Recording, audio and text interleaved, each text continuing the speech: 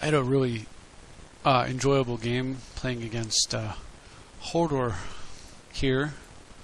I'm assuming that's from a reference to Game of Thrones. Anyway, we've got that placement glitch where my hand is going to be at the bottom of the screen, but my board is at the top. My opponent's commander is Sig Riverguide. I suppose that has... It does meet one requirement for that I feel for commanders, which is being a low-cost one. And in the right deck, that could be pretty good, actually. So, he won the dice roll, and he leads off with Island Go. As you can see, my hand's pretty keepable. I was hoping it would have been nice to draw, of course, a forest here, so that I wouldn't have to go Arbor Go, but I don't get it. It's no big deal. Arbor will be doing his thing soon enough anyway. And the top deck Sol Ring, it's always wonderful. Down comes Ring, Vault, and Pilgrim.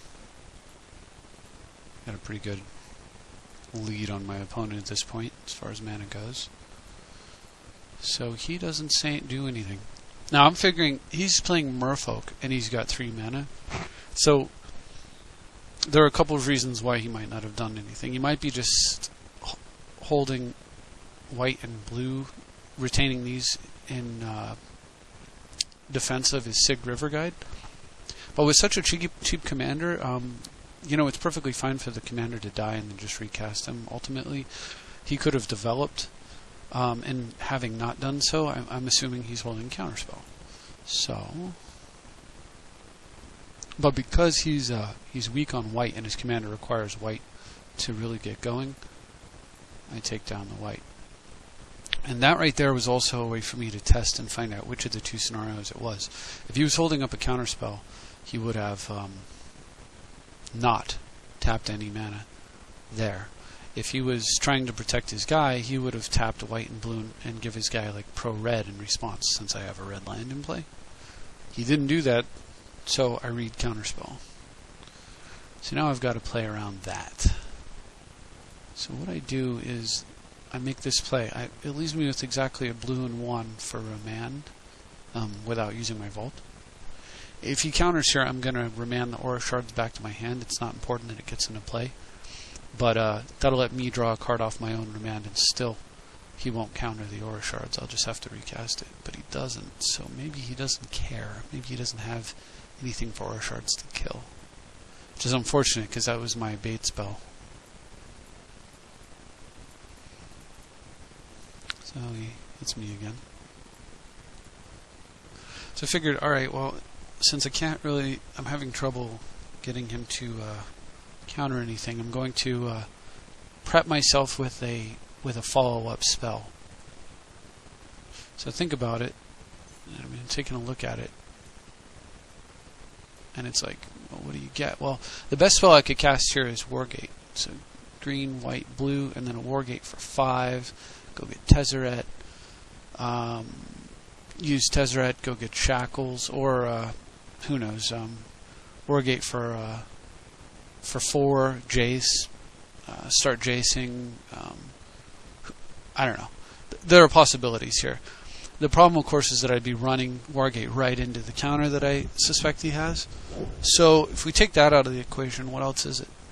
Well, I can't even cast Natural Order. Wouldn't do it into a counterspell if I could. Swords to Plowshares is pointless due to his pro-color ability. Mana drains only so-so, since I don't have another blue to go with it, and I don't really have a spell to push through. It's got to be a spell I want to resolve. So the decision here for me was Green Sun Zenith. So I go get Green Sun Zenith because I can take advantage of all this colorless mana I have and punish him if he taps down in such a way that he can't counter, or I can draw enough mana so that I can Green Sun Zenith, back it up with a remand, and then the spell I get's a winner. So I draw the Zenith, and I cast Quirion Ranger, because hey, I mean, if I can get him to waste a counterspell on a Ranger, great.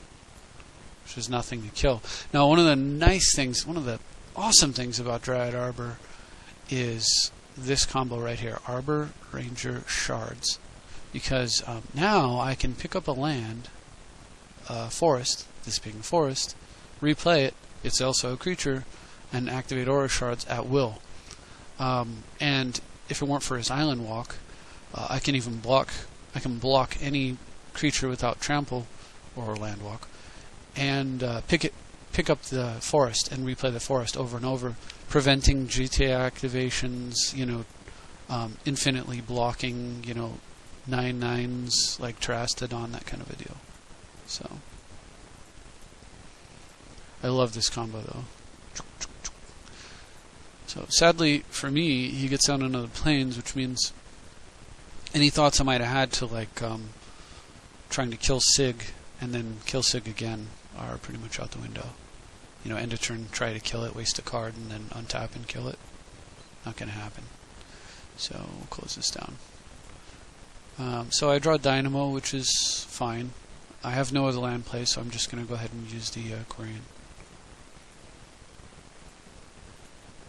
Target my own stuff. Fortunately, it's a optional thing.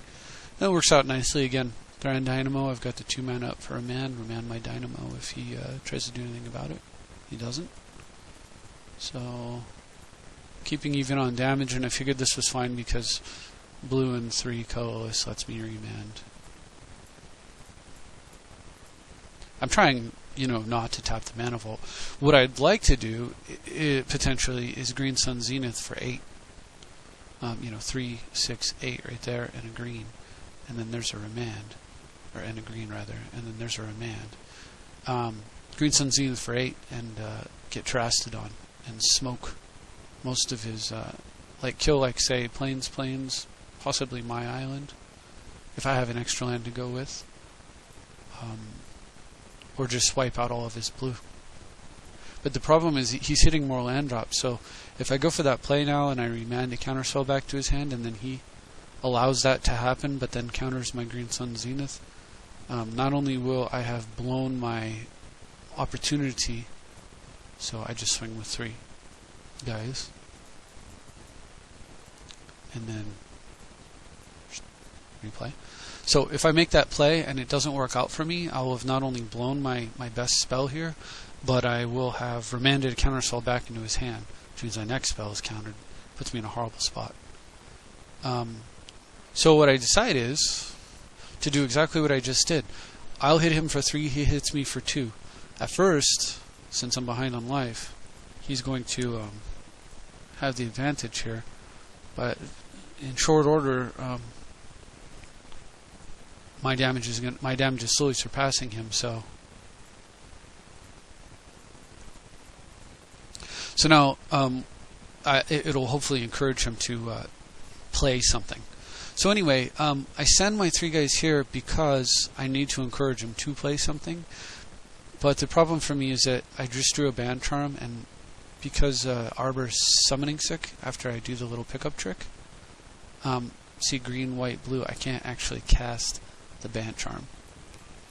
So I'm really rather hopeful that I'll see some sort of land here. Anyway, so I just remand because I want to dig, and also I would really like him to tap blue, blue, white, and put that Merfolk Sovereign into play. He doesn't, but it did dig me into black for the Vampiric Tutor.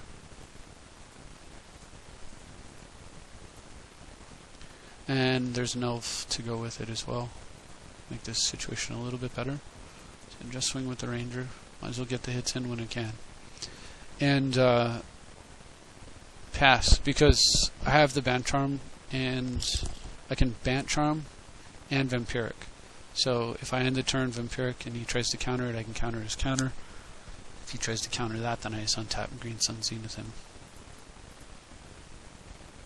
So he goes Sovereign. That's fine. And I make the Vamp play. And I Vampiric for what?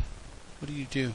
See, the issue here is I've been dealt 15 damage by his commander. So the whole little race to get him to do something plan It's not going to work out. He's going to do 21, and I'm going to die with a life total. I'm going to minimize queen. So what do you get here? How do I need to get something that he will try to counter, and then Bant Charm his counter, so that I can win. So what do I do? I actually really thought about just getting Cradle and going for Green Sun Zenith backed up by a Bant Charm, because I'll have all the green I need at that point. But I decided to handle it a slightly different way. Boop. Sword of Fire and Ice. I can capitalize on all this colorless mana I have. And it's a perfect solution to a number of problems, including protection from color. So it resolves. He doesn't fight for it. And I equip my Ranger and get in there. Now, I can't kill his Sig right away. It wouldn't really be all that productive even if I could. But I can kill his 2/2 Sovereign that's crusading it. And he can't block, thanks to Swords Pro Blue. Something I found pretty relevant. And that was an excellent card right here. When you're really like juggling all your mana, being able to fix what's going on for so cheap is pretty valuable.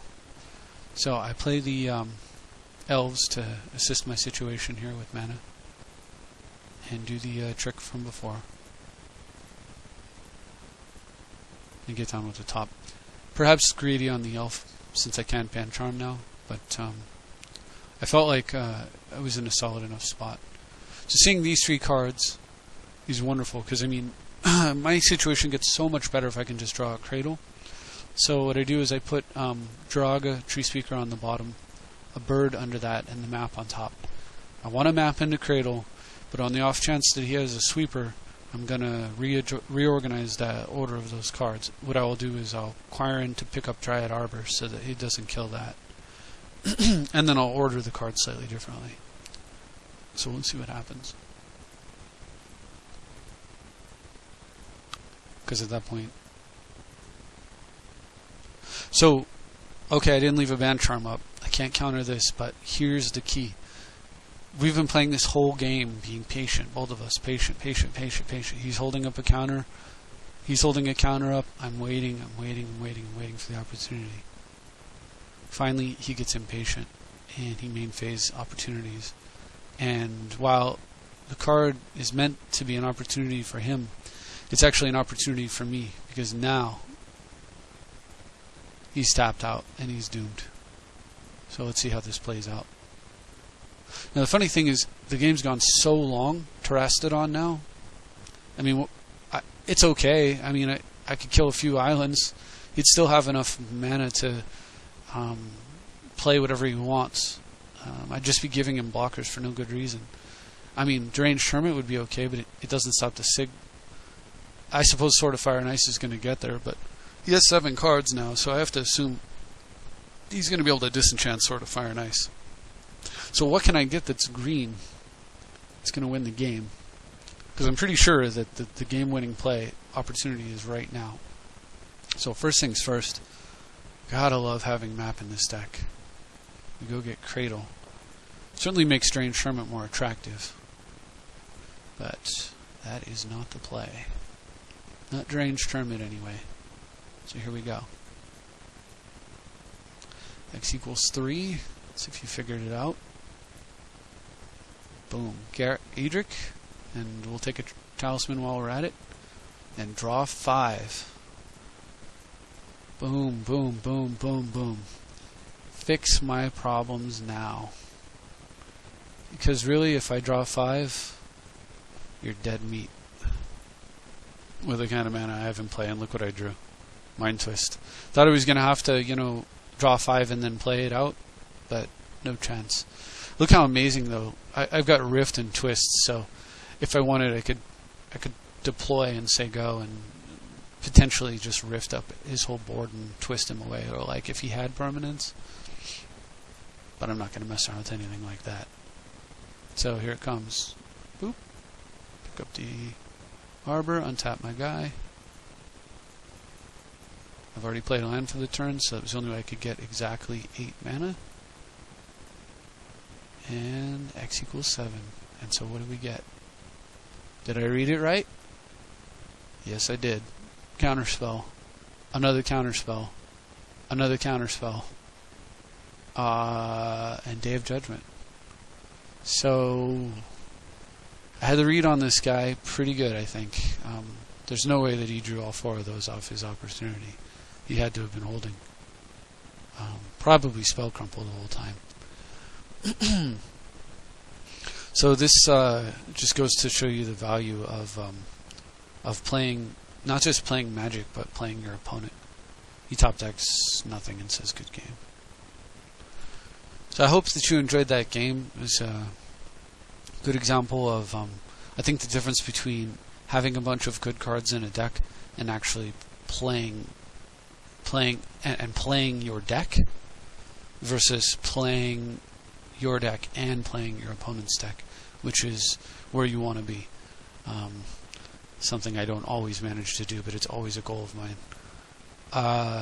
So for the interested, here is the deck list. There haven't been any major changes other than adding in Nap, Top, and Rift. I took out Thada Adel. You may have seen the video in which I'm bitterly complaining about drawing it on accident because I forgot to save correctly. I took out like Oracle. I used to have Oracle in here in the 4-drop. Much better to just play Map and just go get Gaia's Cradle instead of hoping to hit a bunch of mana. And I took out Fact or Fiction. Fact or Fiction's a great card drawer, but as you can see, card drawing is not the issue with this deck. I'd rather have card selection with Top for much cheaper to make sure that I hit those early land plays, and also because with Top, I can Imperial Seal and then draw the card, Vamp, draw the card, ET, Mystical Tutor, draw the card, draw the card. So, Top just has more synergy. It also has great synergy with Dark Confidant. And of course, when you have like 11 sack lands that shuffle your deck and all these other shuffle effects, Top just continues to go up in value. Yeah, those are the changes that have been made. Hope you enjoy it, and I'll see you next time. Thanks for watching.